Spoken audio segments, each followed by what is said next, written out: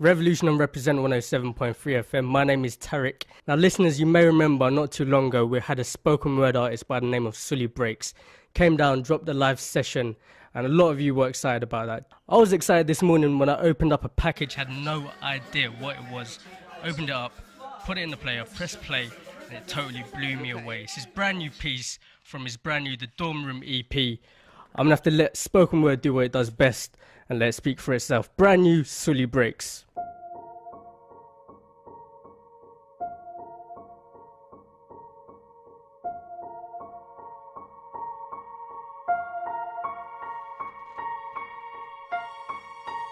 Right now, there is a kid finishing parents' evening in a heated discussion with his mother, saying, why does he have to study subjects he will never ever use in his life?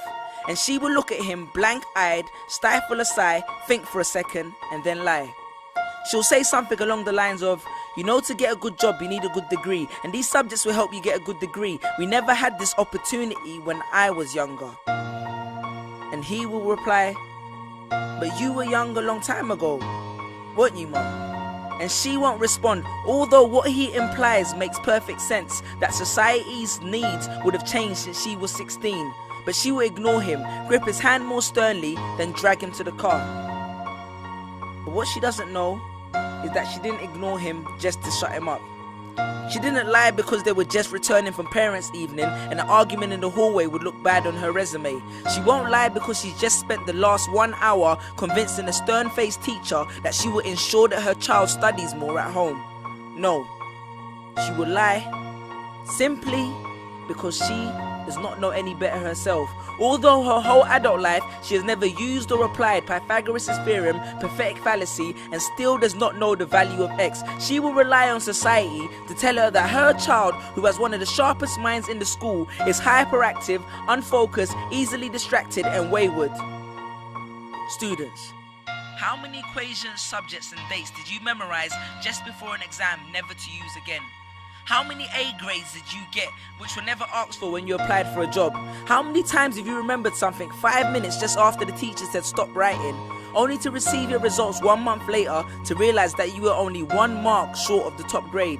Does that mean remembering 5 minutes earlier would have made you more qualified for a particular job? Well, on the application form it would have. We all have different abilities, thought processes, experiences and genes. So why is a class full of individuals tested by the same means? So does that mean Sherelle thinks she's dumb because she couldn't do a couple of sums? And if this issue is not addressed properly, it then becomes a self-fulfilling prophecy. Then every school has the audacity to have a policy on equality. The irony. Exams are society's methods of telling you what you're worth.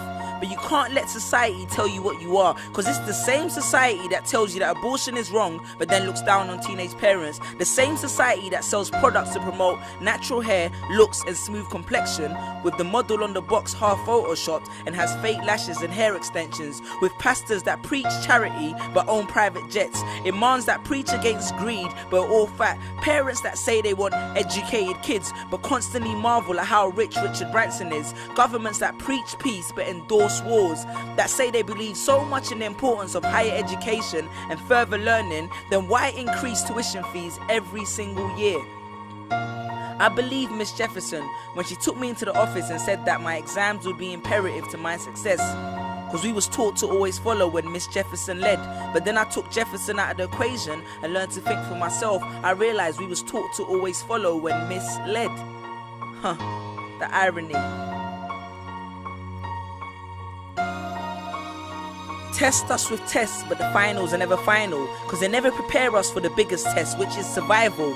And what I suggest is fairly outlandish, so I do not expect everyone to understand this, except for the kids who knows what it feels like to be worth no more than that D or that A that you get on results day, and the ones whose best stories were never good enough for the English teacher, because apparently you missed out key literal techniques, did not follow the class plan, and the language was too informal for him to understand. But then he'd reference Hamlet and Macbeth, and you'd fight the urge to express your contempt by partially clenching your fist with only your medius finger left protruding in the middle of your hand, and then asks if he was aware that Shakespeare was known as the innovator of slang, or the kid at the back of the class who thinks, why am I studying something that doesn't fuel my drive? But then when confronted with a maths problem, his eyes come alive. So this one is for my generation, the ones who found what they were looking for on Google, the ones who followed their dreams on Twitter, pictured their future on Instagram, accepted destiny on Facebook. This one's for my failures and my dropouts, for my unemployed graduates, my shop assistants, cleaners and cashiers with bigger dreams, my self-employed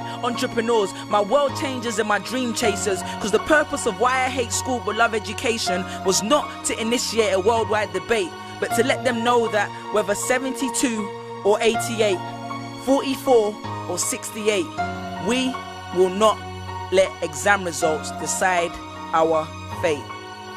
Peace.